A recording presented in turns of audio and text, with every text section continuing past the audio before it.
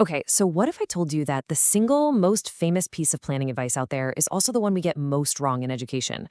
Welcome back to Simplified Teaching, where pedagogy is made simple. Today, we're going to dive deep into the peer-reviewed evidence on instructional planning. We're putting a really powerful, clean theory head-to-head with the messy reality of a real classroom. So here's the game plan. We're going to start with the big famous idea. Then we'll get into the nitty-gritty of what teaching actually looks like. And then we're going to zoom all the way in to see how a single student learns moment by moment. It's all about connecting that big theory to what you can actually do. All right, let's get into it. All right, so let's start at the top with a principle I'm sure a lot of you have heard before. It was made famous, of course, by Stephen R. Covey. You know, this idea is really the bedrock of being effective at, well, anything, right? Know where you're going before you take the first step. It's so simple, so powerful. And in education, we have a special name for this. Yep, backwards design. This is basically how we take Covey's big idea and turn it into a tool for teachers. It's this super clean, logical process. First, you figure out what you want students to know. Then you decide how you're going to check if they know it. And only then do you actually start planning the day-to-day lessons. Makes sense, right? And you see this logic everywhere, right? Popular planning tools, things like Toggle or Asana, they break it down just like this. It's presented as this perfect step-by-step blueprint for success. I mean, it looks amazing on paper. The big question is, does it actually hold up in a real classroom? So here's the breakdown. This idea is powerful, for sure. It gives us a clear way to think, which is why we're giving it a 4 out of 5 on impact. But, and this is a big but, look at that limitation. It's totally theoretical. It just assumes that the path from A to B is a straight line. Now let me ask you, when is teaching ever a straight line? Okay, so let's get real. Let's move into the messy middle and see what happens when this perfect theory hits the ground. We're looking at a 2019 dissertation by Jennifer Crooks-Manostra. She actually studied how new teachers plan their lessons. This is where the perfect blueprint meets the chaotic, muddy building site. And this really is the million-dollar question, isn't it? If the ideal is so clear and simple, why does planning feel so incredibly hard sometimes?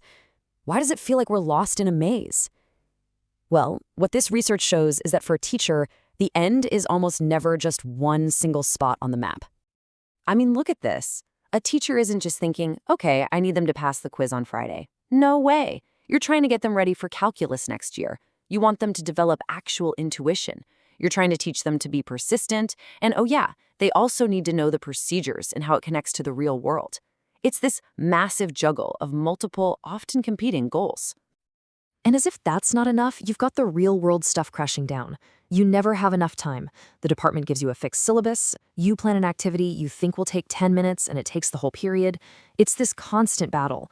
So that clean, neat idea of backwards design, it often has a head-on collision with the chaos of an actual school day. So, look at this. We're giving this one a 5 out of 5 for impact. Yeah, it's a small study, but its power is in how real it is. It validates what so many of us feel. It shows that great planning isn't about following a perfect script. It's about being an expert navigator in a really complex environment. All right, now let's zoom in even further, all the way down to the most important person in the room, the student.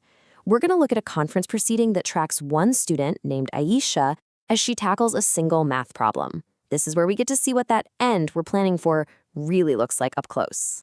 And just look at her journey. This is so crucial. Learning is not a straight line. She starts with a gut feeling. Then she builds a model in her head, but it's wrong, and she gets frustrated. She literally hits a wall. Then a classmate says something, and boom, a light bulb goes off. Only then can she actually explain the formula. There is no lesson plan on Earth that could have predicted that exact messy, winding path. And that's why this study gets a high impact score, even though it's just one student. It's such a powerful reminder that the end we're aiming for isn't just a correct answer on a worksheet. It's this whole complicated, messy, sometimes frustrating, and ultimately human journey of understanding. Okay, so we've got 3 different pictures, right? We've got the perfect, clean ideal, we've got the messy reality of being a teacher, and we've got the winding path of being a student. Let's put them all on the table, side by side, and see where things line up and where they just completely fall apart. You know, what's really cool here is that the way these things were studied tells its own story. You have Covey's big top-down idea from the business world, and it gets completely challenged by the bottom-up, real-world evidence from watching actual teachers and students. It's a classic theory versus practice showdown. So the takeaway here isn't that Covey was wrong. Of course, having goals is critical. But what this research shows us is that we have to totally rethink what we mean by the end and the path. The end isn't some fixed point on a map. The end is the messy, valuable journey itself.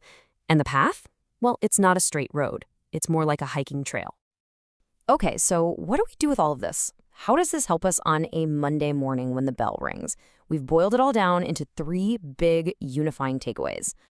This is really about bridging that gap, right, between the perfect plan on paper and the reality of the classroom. And it all comes down to these 3 key shifts in our thinking. Okay, number 1, we have to redefine the end.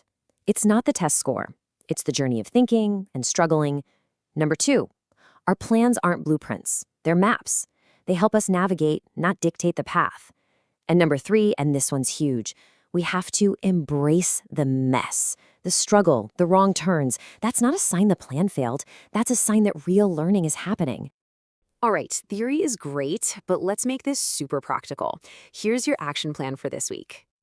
First up, map the journey. For just one task this week, instead of just planning the correct way to do it, I want you to plan for the struggle. Where will they get stuck? What wrong ideas might they have? Think like you're Aisha's teacher.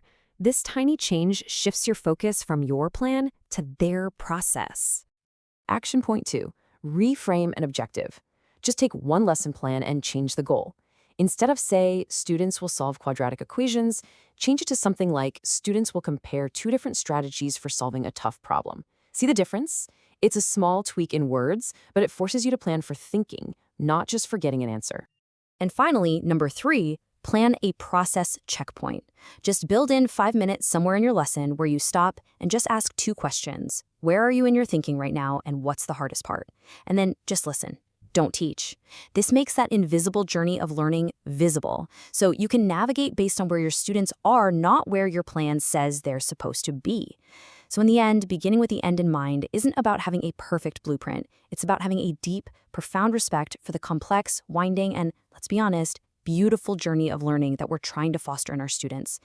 To ensure you keep receiving these research-driven pedagogy breakdowns, just do us a favor. Like this video and hit subscribe to Simplified Teaching right now. The next analysis drops next week, and you won't want to miss it. P.S. If you want to support our work, all the relevant resources and affiliate links are down in the description below. We'll see you next week.